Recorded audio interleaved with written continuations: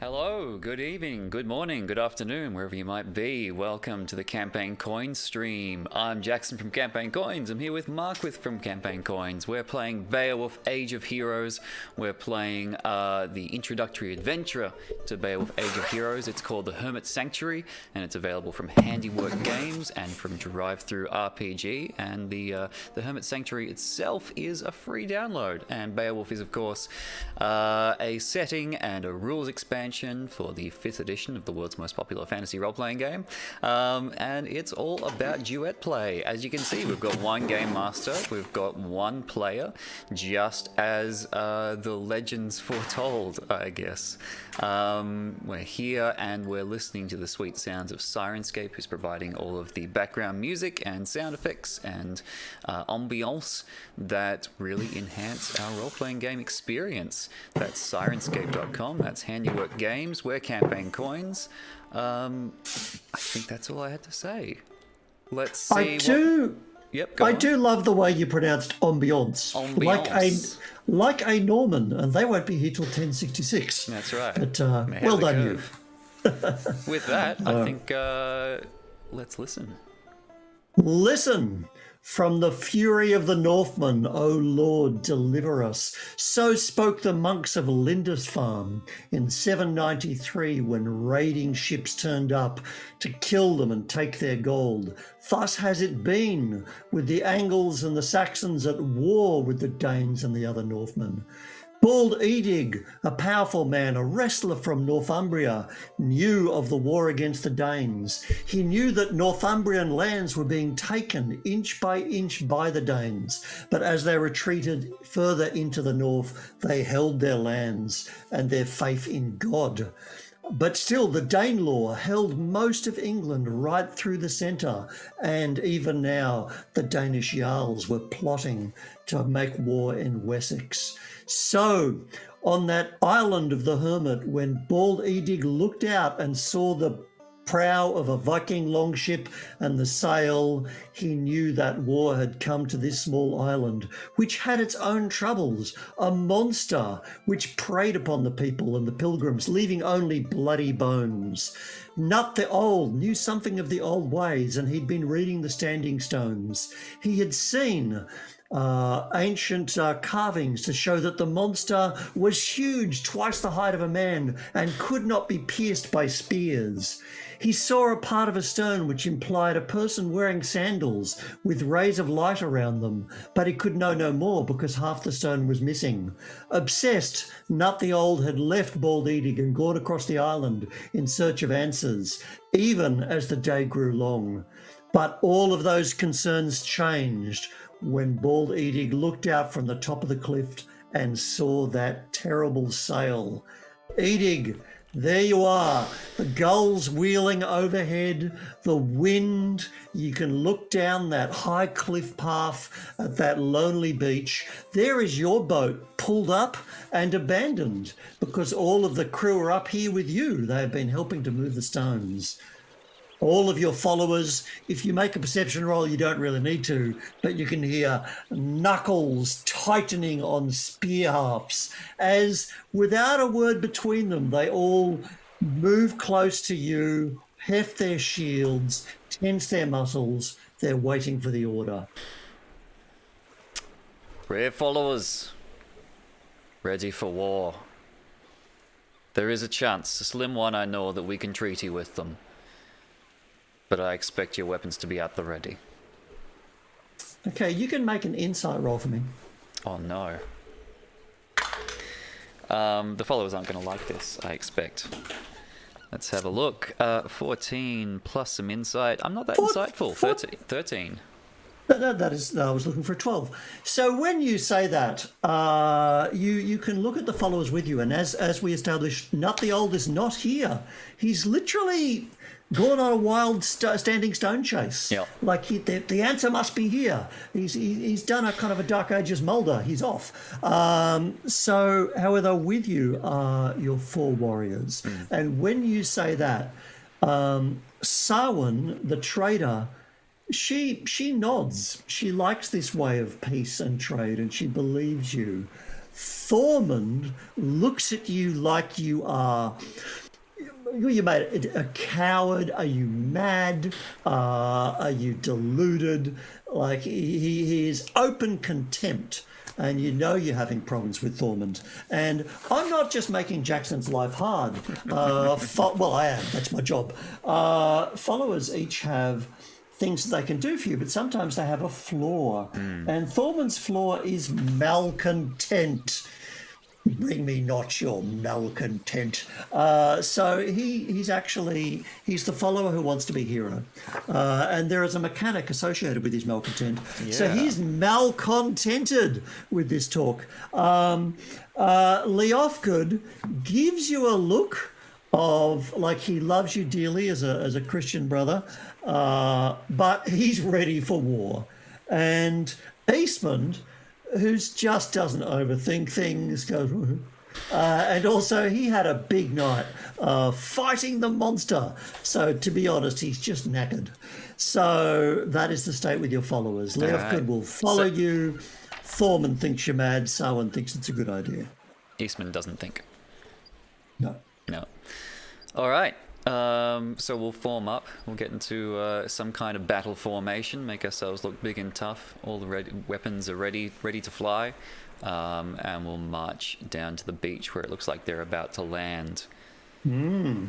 All right. So down the cliff path.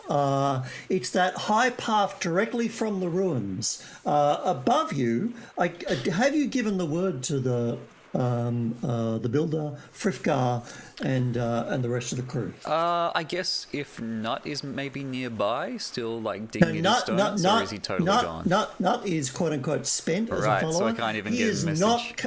He is not in this story right now. He's become obsessed. So he's utterly, well, as they say, he's wandered off in his mind. It's happened at last. He's gone. Perhaps one of my followers, if not myself, has some kind of war horn that we can blow? You do now, because Excellent. Who doesn't want a war horn? Oh my God! Tell me the story of the massive goat you wrestled to get this horn off it, or was it a steer? What was it? Is it the same boar that bore me my fame to begin with? I wrenched the horn off. Can you make war horns out of boar tusks? That's more a tusk. Oh no! Let's go with it. Sure, right. the war tusk. War tusk. War horn tusk. All right. So you give a blast of tusk and make a con roll. It would amuse me. Con? Yes, I can. Oh no, 5. So it's very significant, but it's not known for its audio qualities. They thought I was mad when I tried to make a horn out of a tusk, and they were right. So, are you going to send someone to run back? Or you yourselves can run back. You're actually not far away. The ruin is right there at the top of the cliff. You could all sprint over there. We'll just run past the ruin as we go and call out to Thrifgar. Ready the sanctuary. The Danes are come. We'll head them off. Danes! All right. He instinctively runs up the tower because it's got about 12 steps up, and he says, "Lords, oh Lord, deliver us!" Because he knows the right thing to say, except he doesn't say it in Latin. He is... and you will fight them? We'll do what's necessary to save the sanctuary. I would lend you my arm, but I will protect the hall. All right. And the crew, they're like, are you ordering them to come with you, or are you sending them to protect the sanctuary, or are you splitting them? Are they fighters? Can they fight? They're okay. In the story, of course they do. They are the men of the crew. In the rules, they are extras, and they're the crowd sing. I guess if the Danes are going to have crew that are going to bring the fight, then we'll need some crew to match them. Okay, well, everybody grabs a spear because it's Beowulf and you can always grab a spear. It's always so, a spear. There's rattle, rattle, rattle as all the spears are grabbed. Thank you, Spearworks Adventuring. Joke TM Rachel. And everyone is now rushing. It takes that much longer to get down to the beach. Because you've mustering everybody, and you don't want to like fall and tumble down. Do you want to take a risk for a fast descent, or just get everyone down there safely? Let's go safely. I think we want to look imposing but not rushed. We don't want to look manic. I don't want to look like a bunch of barbarians. We want to look, secure and steady as we approach the beach. All right. Of course, Thormund, is burn our boat, and Sarwin just says, "And you'll break your neck."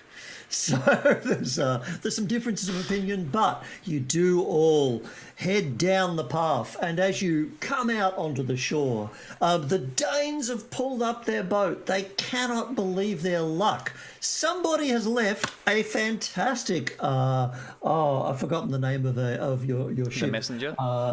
No, the actual the angled name for a boat. It'll come to me. It's on this excellent rule set. They can't believe someone has left this boat laden with cargo just for them to jump on the oars and sail away with it.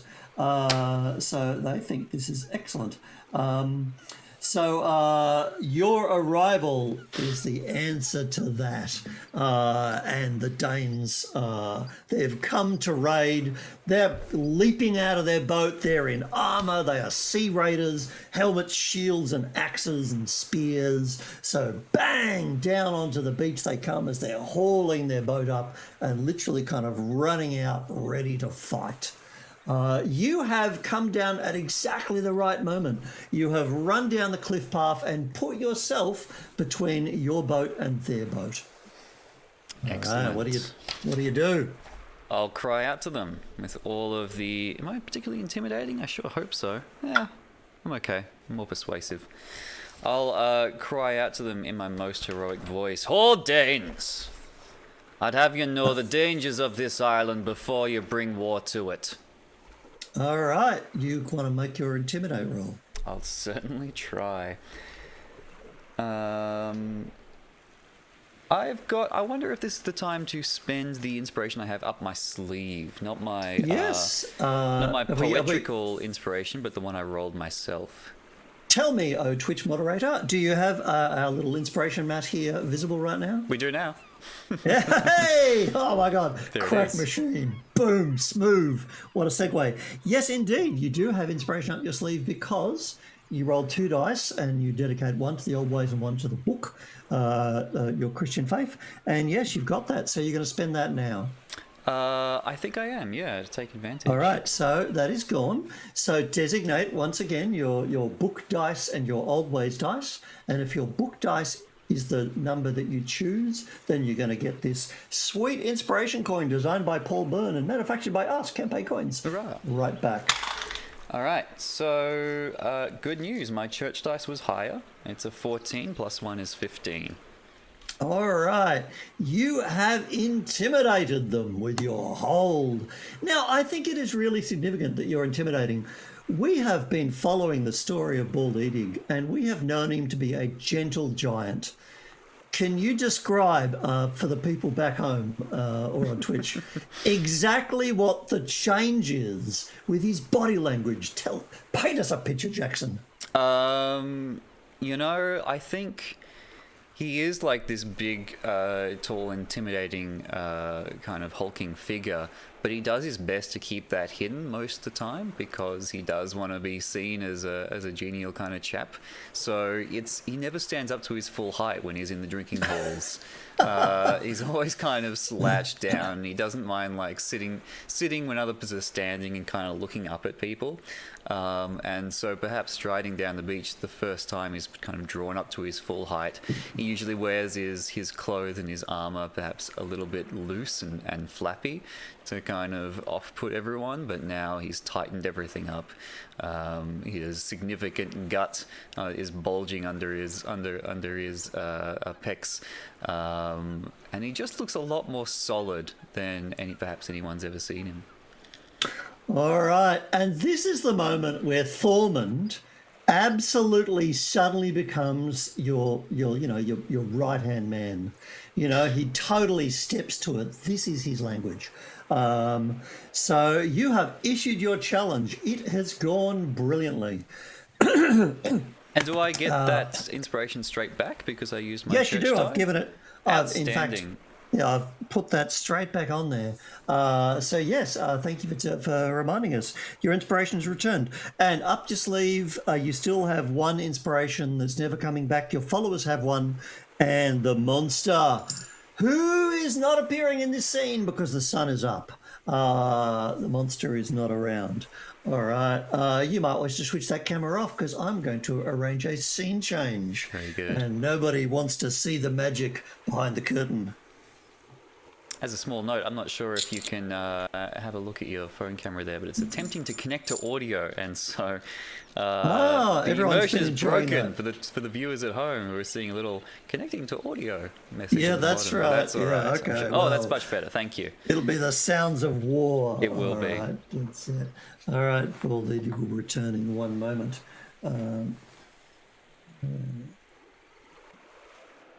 Oh, this is good television, watching me move bits of cardboard around. I'm enjoying it. Maybe the viewers should see it after all. That was amazing. All right. So all of these maps, are these Beowulf maps, or are these maps from the good John Hodgson himself? Look, John Hodgson clearly was a Beowulf in a former life. This is his passion project with his company Games Handiwork, and he's also a wonderful painter and artist. You've seen his work in the first edition of the One Ring, and by the way, the One Ring second edition looks fantastic, and he loves the art in that too. And Lone Wolf Adventure Game and Glorantha, tons of stuff. So he's also done a couple of Kickstarters for map tiles, that's what I was wondering. I just love them because they've got such a painterly feel. And of course he paints the Beowulf maps, and he has a great Patreon. So this has been a sponsored message about how awesome John is. So check out his Patreon. So these are his... Yeah, these are his map tiles. So down here, this is the water tile set. We have the beach. This is the cliff path down which you have just run down. That's from, I think, the mountain set of tiles. So you've come down from on high, down the steps, and you're all coming out to here. And so you've kind of run out to the middle of the beach here. And this is, where's my finger? This is the direction for which the Danes are coming. Great. And trying to read backwards, over this side is where your boat is. So because John hasn't drawn me a boat yet, clearly he's lazy. Joking. I can't show you a Viking longship as much as I'd like to. Or maybe he has. He'll correct me. It'll be a scene. But you have run forwards. There you are, Bald Eadig. And here are your followers. Here we have... your man, who's the bearded axe? That's good question. Was that either Eastman or Leafgood? Yeah, you tell me. I think Thormund had a shield because I got it. He wants to be the hero. Yeah, so there he is. So you got Leafgood, you got Eastman, and you got Sarwin. But but you don't have, of course, not the old. He's off somewhere.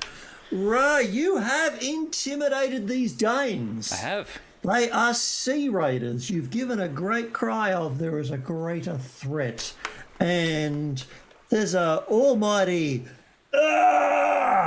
You have successfully persuaded them to kill you as the biggest threat, because they're running straight off that boat. Their blood is up. Your difficulty would have been 20 to intimidate them. Oh my goodness. All right. Is that so that's the last chance to treaty with them? It's very hard to treaty with Vikings when they're fresh off the boat. At the very least, Danes, rather. Do they have a hero amongst them? Is there one in particular? Yes, there is, and having given it's this kind of this fellow over here who's a particularly badass kind of old Citadel miniature, I think. Viking-looking guy. He is yelling at you, and next to him is a bear. A bear running up the beach, gripping axe and sword and screaming. Ah! Make a perception roll. They've got a bear, we've got a Thormund. That's not bad, 13. Okay, it is not a bear, it is a berserk. It's a berserker. He's wearing the skin of a bear and nothing else because no blade can harm him. So he's like frothing and he's running at you violently, and you realise no communication skill can work on that guy because he's mad and tripping balls. So here he comes. The fight is on. I appreciate your attempts for peace. But these are not reasonable people, and the people at home want to see how a Beowulf combat works, Jackson.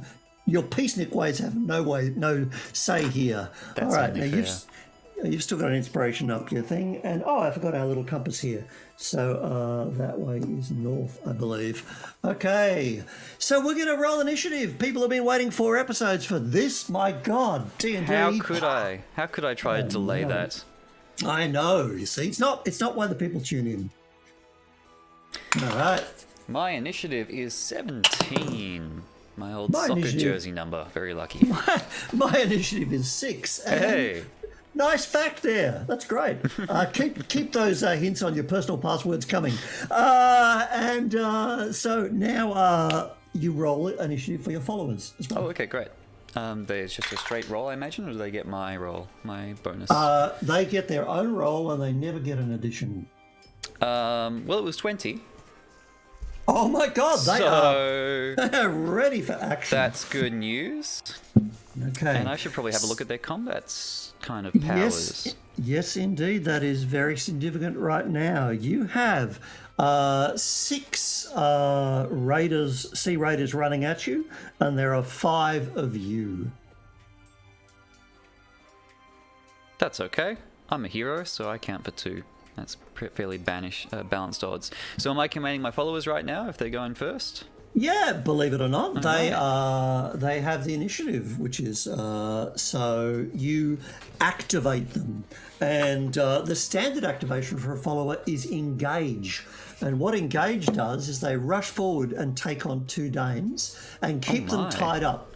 Keep them tied up for 2 rounds. They don't actually damage them, but they keep them busy for 2 rounds. On round 3, your follower starts making death saves. So that is how it goes. They do all have the engage action. All right. Well, since I know it's what he would want, Thormund can have the bear.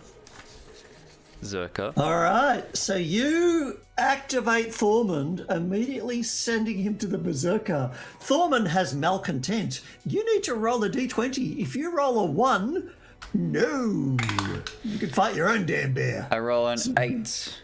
All right, no, Thormund is into it. In fact, he relishes it, and you might hear "wink" as he runs past you to tackle the berserker. He loves it, and in fact, he can engage 2 of them. I think if the berserker is threatening enough, he can have the berserker to himself, and then that leaves 5 of them left. I'm going to take whoever looks like the leader, whoever looks like the hero. So that's 4 of them left. So that means I think I'll send Leafgid and Saywin to 2 each, and I guess I'll keep Eastmond with me for now in the sidelines. Okay, and he has some skills that directly help you that you can activate him to do things for you. Like bearded axe, and he's got battle bread. I don't know who has the bearded axe power. I can't see that. Oh no, here we go. Thormund has bearded axe. He has. Oh my goodness, he has advantage. Oh, he gives me advantage on all of my attack rolls this turn. And the hero's target doesn't benefit from the shield. Amazing. Yeah. All right, he'll come in handy shortly. Okay, so you study up what they can do, but it seems like you're not activating Eastman right now. You are activating Sarwin and Leafgid. And Leafgid, and of course you are activating. So I've just kind of moved the figures around so we can see. He's fighting the Berserk. The leader rushes forward. You are going to engage with him. And we've got Eastman with you as Leafgid runs this way down the beach to stop them getting to the boat, and Sarwin runs this way to stop them getting up the cliff path. And of course, my crew is here and their crew is there, and they're providing the ambiance and the slashing swords in the background, I guess. Of course, yeah, all the extras, yeah, indeed. And it's all a bit like a Dropkick Murphys song right there. On the beach, our gang went their way for alcohol. All right, it is on. So, bang, clash of swords, and in that huge mess of miniatures, no one can tell who's who, but I can, and that's what counts. You are stepping to the leader, and he has an iron-ribbed helm and a shield and no armor at all, because that shit will make you drown. So he just has a padded quilt and, I'll have you know, a very functional horn. Ooh. So he's got the horn, so that might be your souvenir, one that actually has some projection. So he's coming at you, and of course they were getting ready for a flight of javelins too, but you have smashed them. You've run down the cliff path and boom, got straight into them before they could throw javelins. So good stuff. You may attack. Fantastic. So I'm just having a look at my powers. Incidentally, I got a little bit higher in that intimidation before because I've got imposing presence. I can use strength instead of charisma to intimidate. Wouldn't have got me to the 20, but I just wanted the record to show. Bold Eadig is a wrestler, as everyone knows. He has the grappler feature or trait. I can't remember exactly where that comes from. But that means I can use my bonus action to make a single unarmed attack against a creature that I have grappled. Oh, I have grappled. So I'm going to try to grapple him first. Really? So you are throwing down your spear and just grabbing him? I got a club. I feel like I can... Do I got to drop my club to grapple, I guess? So, Ooh, now I'm not too sure. You need a hand to grapple with, yeah. And then you want to make an unarmed attack, which is like... You know, I don't have a shield. Yeah. So I think I can. Yeah, but if you then want to start laying down those unarmed attacks, that's the point where you're going to have to drop the club. That's okay. I'll grapple him with one hand, and then if I've got him grappled next turn, I'll have advantage with my club attack. Which you will have dropped if you're punching him with an unarmed attack. No, I'm going to grapple him with my left hand. Yep. And if I've still got him grappled next turn, I get advantage with my club, which is still my right hand. I understand. All right. Okay, so you are going to grapple him. This is Strength Athletics versus Strength Athletics. Ooh, 8. Right. Well, he has got a 10. Oh. So you get yourself down into a mighty pose, and then you discover something which people have discovered for literal centuries. Spears are really long, and the end of them is really sharp. Yeah. And if you want to grab someone, there's that coming right in at you. So you literally can't get close enough without him running you through, which is exactly what he's about to do. Mistakes were made. What is your armor class? My armor class is on my sheet, I imagine. That's going to be. It's in my book too. If I need to look it up. I bet that's where it is. 13. There we go. All right. I've got a weapon shirt and a swine-crested helm. You've got a swine-crested helm. Swine-crested. What a fantastic detail. Everyone rush Google, look up swine-crest. All right, here we go. Shebang. He has rolled a +4, 14. So you try to grab him, but he's not a boar, and he just runs you through. Bang! The spear catches you in the very arm, the left arm you're trying to grab with. He just drives the spear into the meat of your arm. Ow. And does 7 points of damage. Oh my goodness. That's almost a third. All right. And he's about to kind of grind it right through when Eastman bangs down with his axe, about to break the spear, causing the huge Dane with his full-faced helmet, and he has like mad eyes behind there. He's a big fella. So yeah, Eastman manages to break that away, but grappling seems like a risky move. We are going to the second round. This is the second round that all your followers are keeping all those other people engaged. Of course. Okay. That so didn't last from long. the next, no, it's brutal. From the next round, they're going to have to start making death saves. But do remember, you have at least one follower advantage. If you want, if you like one follower more than another, say one. Okay. So what are you going to do?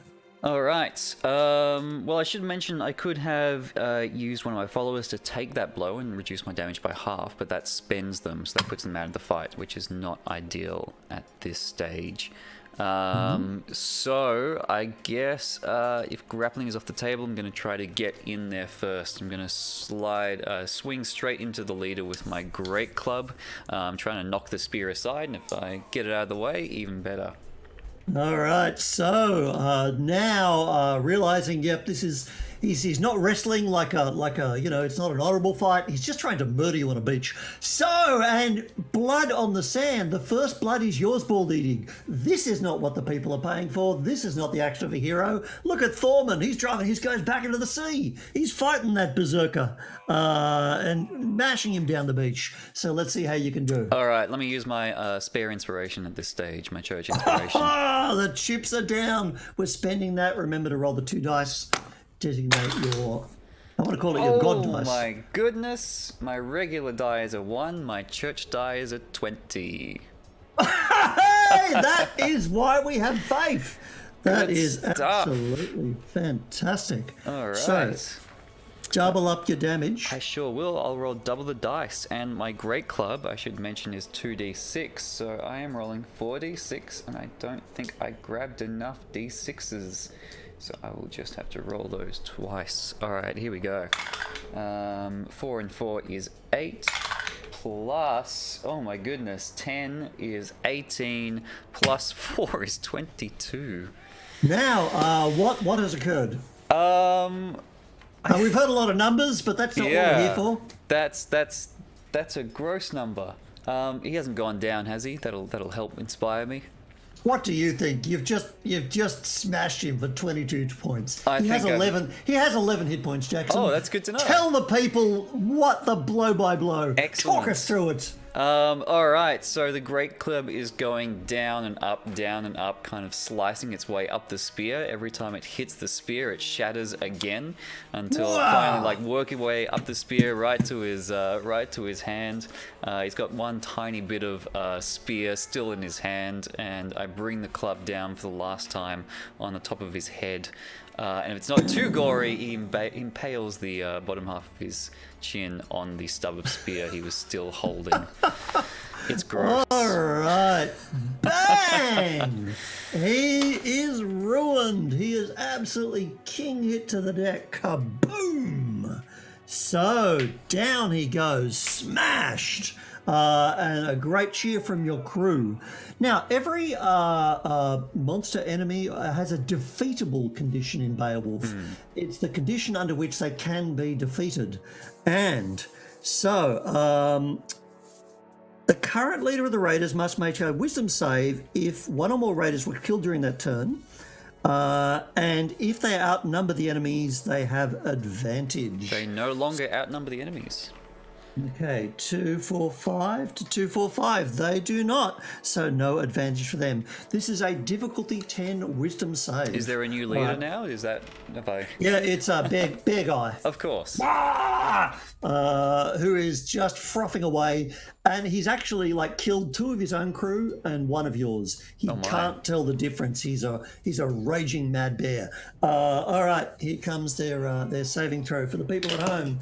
Bang! It's an 11. You would think the wise thing would be to leave, but that's not how difficulties work. They are fighting on because they're just no one wants to get back in a boat with the bear guy. So you, even though you have smashed down the leader with a fantastic start, you're gonna have to keep ganking them because chips are down. Round 3. The battle might turn. Death saves. Okay. Now, if you want to be using that advantage to keep Thormund or Saywand extra safe, you can do so. I think they'll be okay. Because, as it happens, Leofgid has advantage on death saving throws because he is hardened. And Eastman is bare-blooded. There you go. Well, he's not actually engaging anyone right now. So I've still got him in the wings.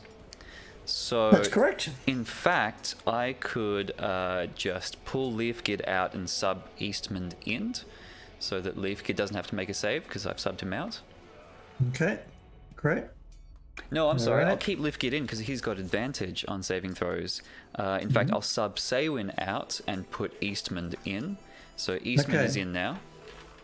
Saywin's a bit pissed off about that because she was holding her own, but on the other hand, she's just been saved from being murdered, so she goes back to fighting the crew. Now, point of order, I believe that death save is not going to cut in till their turn, so you can actually have your go first. Oh, is it my turn next? Yes, because you are actually faster than the enemies. Who didn't get? but it's they still... did not get an attack on you because you killed your opponent. Yep. And every other opponent was engaged. Fantastic. So it's actually the follower's turn now, though. So they need a saving throw now, don't they? Because they've been distracting enemies for 2 turns. At the end of a round, they can disengage. On the third and at the end of the opponent's turn. Yeah, I thought so. So we're starting round 3. Fantastic. It's after the enemies. Okay, so and Saywin's action can be to disengage. Yep. So boom, she's safe. Eastman goes in. Eastman's in. You want to roar in. Who are you going to help? All right. Well, Leofgid and Thormund are going to need saving throws at the end, but that'll be later. Yeah, but it's your turn first. Let me go into the bear if he's the current leader of the pack. All right, you, as these battles are raging, you motor in past Thormund, who, to be honest, is starting to lose. Yeah. He talks a big game, but the Berserker is just... You can see Thormund has actually speared him, 3 times. There's slick blood running down his furry torso, but he just doesn't notice. He might even be walking dead, but he's too stupid to stop. So you're going to step in and sort that out. Now, he's clearly not using a shield, so that makes his armor class 12. Has he got a spear? No, he's got an axe. Axe and sword. Then I'm going to try to grapple him one more time. All right, I'm going to be giving him advantage because he's actually been chewing fermented mushrooms. He is tripping, he's just delightful. And he's super strong too. Let's see if he can beat a 23. Oh well, that is fantastic. Alrighty, okay, so he cannot. All right, so he is completely distracted by Thormund.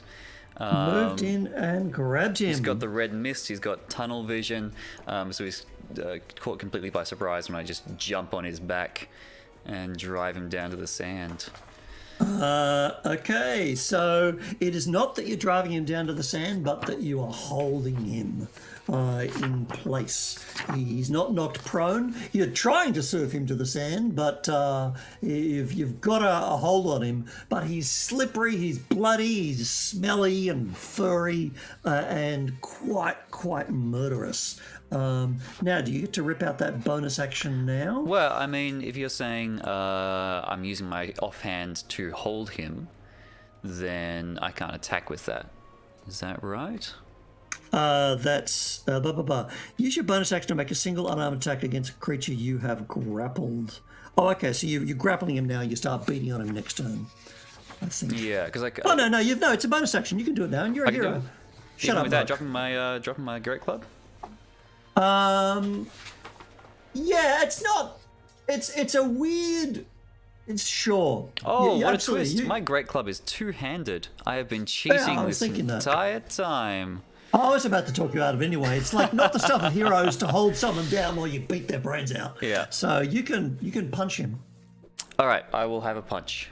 Since it seems my great club has gone to the sand. All right. Well, I've got advantage with this because I've got him grappled. And that's another critical hit with a new die. 20. What is my unarmed damage like these days? I'm trying to find it. I guess it's just D4. It's is D4. The default rolls. It's D4. Yeah. That's correct. But it's going to be 2D4 because I don't like him. Once again, I've only got... Oh, no, I've got 2D4 with me. All right. Oh, it actually wasn't a D4. So 4 plus 3 is 7. Plus my strength. I use my strength bonus with that? I guess I do. Of course you do. Always, yeah. 11 damage all up.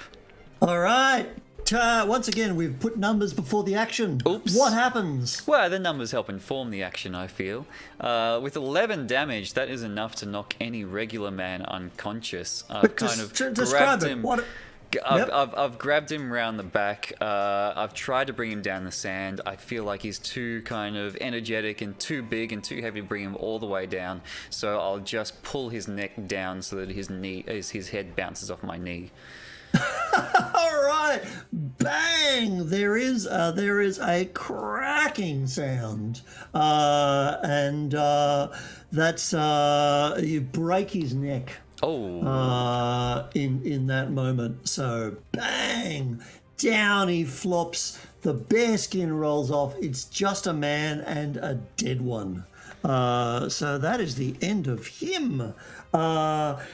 The raiders are fighting. They've got your followers on the back foot, but when the bear goes down, nobody likes that. So they are making their defeated wisdom save to see if they have had enough. They have not had enough because there is treasure here. And they think they are just getting the upper hand on your followers. So let's see how that turns out for them while you are checking your death saves. Yeah, so, well, I've just rescued Thormund, so he doesn't need one. Eastman is fresh. I just subbed him in, so it's actually only Leafgear he needs to make a save, and he is hardened. He has advantage on death saving throws in combat. All right. Good luck. He could have rolled a 5, but instead he rolled a 13. He is safe. All right, and so that means they are absolutely wailing on him, but he's taking it. And from that, we know that he would have died without being hardened. So that means Eastman has saved Sawen's life, and she will remember that as he bails into that combat. All right, round 4 begins. Any followers doing any funky activations, or are they just holding the line? Let's have a look. I can activate them, but they end up getting spent. And I know there's a monster somewhere on the island that I'm going to have to face at some point. So I can spend some of them to give myself advantage on attacks. But I think they're all okay for now. I imagine Thormund is going to be keen to get back into the fight. So when I use my engage, do they, if I take them out and put them back in, is that going to reset their 2 rounds of engaging someone, or are they already... I would say not. Otherwise, you just... In fact, disengaging is an action of itself. So, yeah, if he swings in to help, he's going to be at risk. Okay. Because he was still fighting that guy you were fighting. That's only fair. All right, in that case, I don't think I have use of any followers right now. I am going to swing into, not the ones Leafgid is fighting, because he can hold his own. I'll go for some other group. Okay, so you're spinning over to help out Eastman, and Thormund is just, out the back here fighting enemy crew. Is that correct? Yeah, I'll keep him close by because he can take a blow for me. Okay, great. All right, so it is your attack. Excellent. All right, I have gathered up my club once more, and I'm going to swing it at the closest Dane. That goes pretty well, I would think. 14 plus 6 is a dirty 20. Their armor class is 13. Oh, so excellent. Absolutely. Good and to know. They have 11 hit points. All right, so you're the dungeon master now. What happens? I'm going to come up behind one of them and sweep their legs out. What is this behind attacks? What's going on here? Well, I mean, always sneaking up behind people. Well, I know why. That's because that's the way Thormund is running, and you just find yourself naturally running up behind someone. Perhaps. Well, it's more that the followers have got them engaged in their faces. No, that's right. You do you, hero. I can't. All right, so you come up behind this guy, and then what? Sweep his legs out, so that the follower gets the glory of stabbing him in the heart, because I'm a nice guy like that. Beautiful. You're pushing him into Eastman's axe. Eastman's. Yep. Okay. Is he dead? Not quite. Just 9 damage this time. 9, kabang! All right, so with your tricky kind of sweeping maneuver, you've actually just hit the sand. Actually, it's more rocks a little bit early, and so that you're blasting shale all over the beach. It does like smash into his ankles, but he just kind of staggers forwards. So Eastman doesn't have to make a death save, but Leofka does. Sure does, and he still has advantage because he is hardened. Now, failing death saves, is that death? Is that yes, slain? Yes. There's no, and that's a really good thing. You either slain or just dead. So slain if you die, killed. Yeah, slain or killed. Yeah, if you die a hero's death, you've been slain. All right. Need to check that I'm right on the rules. Perhaps I was a bit too eager. Yeah, I mean, a death saving throw is a death saving throw. Let's not. All right. Well, with his advantage, you could have rolled a 6, but instead rolls a 10. Oh, but that is close. On. Yeah, and he's getting smashed along the beach. He's disappearing out of camera as he's losing that fight. As you've gone across to help Eastman, and Sarwin's off there fighting people, and Thormund's gone over here to murder some kind of softer types. Maybe he's run off to the boat to see what loot there is. So not going too well. Now this guy you've come in and kind of smashed at. I mean, he's no fool. If you engage him, he will have a go. And he is not dead. So here he goes. He turns around and absolutely spears you. But because you knocked him off balance, it's more he's just like desperately kind of spears at you just for 3 points of damage. All right, well, that brings me down to 15 out of 25. Things are getting real now. I might start spending my followers to absorb some damage. 25 hit points at first level. Beowulf characters are tough. It's a pretty good deal. Right. Okay, next round begins, and Eastman is now on the block. He'll be making death saves. He's been holding them up for 2 rounds. Oh, yes, he has. Yeah. At the end of this turn. So what's the plan? What's the plan? I guess if I smack this one I'm fighting down, who's got 2 hit points left, then they'll have to make another rally roll to stay in the fight. So that's the best option for me. Mm-hmm. Yep. All right. So once I've got him on the ropes, he's down on one knee. I will just try to brain him with my club. And I think so no special follower actions, just boom in there. Okay. Because I think this could end the fight if I get this one down, which I will with 20. What happens to him? I'll brain him. I'll absolutely knock his lower jaw off. It goes flying away. Yep. Goes bang, spins his whole body around, teeth and blood fly into the air. I should have put an advisory on this, but that's how I roll. All those years of Call of Cthulhu makes a Dungeon Master mean. But bang, he is out. And that's really interesting that he stood against you, but that attempt for peace and mercy passed, and now Eadig, you are battling. All right, so that means they're going to see what they think about this situation. And because I think they are now outnumbered by half, I'm going to give them disadvantage on this roll. And with a 7, they think this beach is tough. They're expecting a hermit, and instead they got you. So there is, as this guy here gets showered in his friend, they're like, ah, and they are definitely backing away, dropping their spears and running for their boat. Quite rightly so. Okay. All right, as they turn tail and flee, I would call out to them, "This island is under the protection of our Lord, and you shan't set foot on it once more." Now, Thormund does not think the fight is over, because he can see the backs of 30 men, and he can keep killing them. So he's going to murder them all the way to their boat. If it would amuse him, I don't really want to get in the way. Well, as he, spears through the first one, fleeing from him, you can see a look of shock on Saywin's face. It's what he's wont to do. It's his right. He's the victor. He can dispatch them if...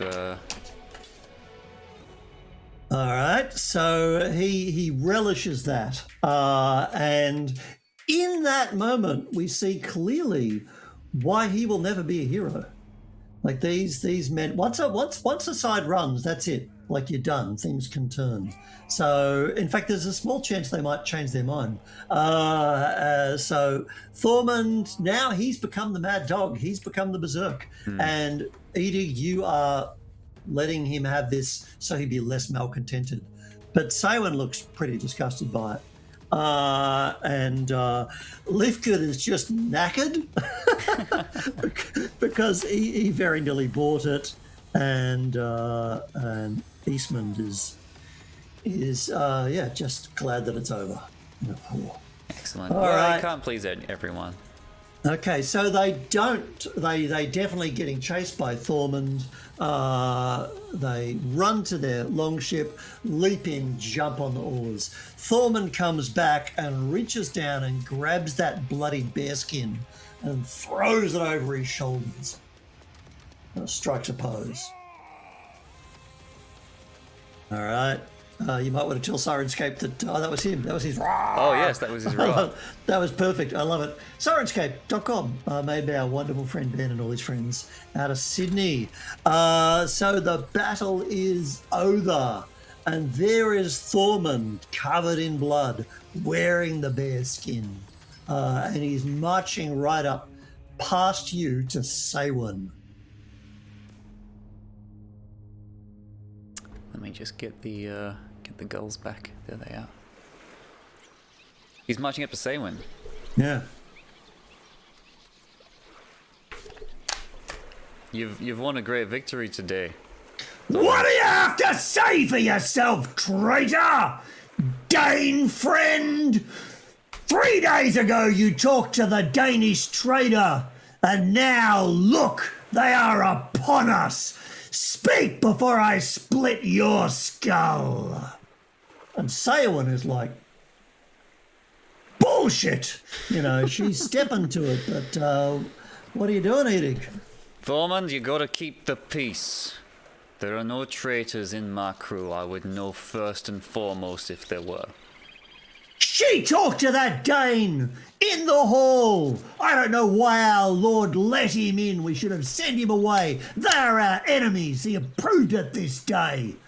As a Dane friend, how can I fight with her? She wanted peace. She did nothing in the fight. I'll do something right now if you don't shut up, says Saywin, ready to clock him. She can if she likes. Is that your go, Eadig? You're not going to intervene, or they're going to go at it? I would stop Thormund if the actor's coming out, but I don't mind if they want to settle this with blows. That seems quite reasonable. Their blood is up. All right. Like He has just called her an enemy, Yeah. and she has refuted it and is getting up in his face because Saywin never backs down. Of course. Thormund, Serwin's weapon flew just as fast as yours when I ordered it. She was ready to take blood this day, just as you have. And I trust to have her on my ship, and so should you. All right, you need to persuade your follower. I'm pretty persuasive. Let's put that to the test. 23? Now he's malcontented. Again? Yeah, he's always malcontented. All right. Make a roll. If you roll a 1. Malcontent roll? 19. Which is, if you know your dice, one side away from the 1. The red mist. I'm sorry, Saywin. You are my battle sister. And he actually looks contrite. But Saywin's not going to forget it and is never turns her back to him again as long as she lives. And so the blood is lapping down the sand from the dead as your boat is fine and the crew are rushing over to check it. But the late afternoon is now coming across the island. Soon it will be dark. Oh no. What are you going to do?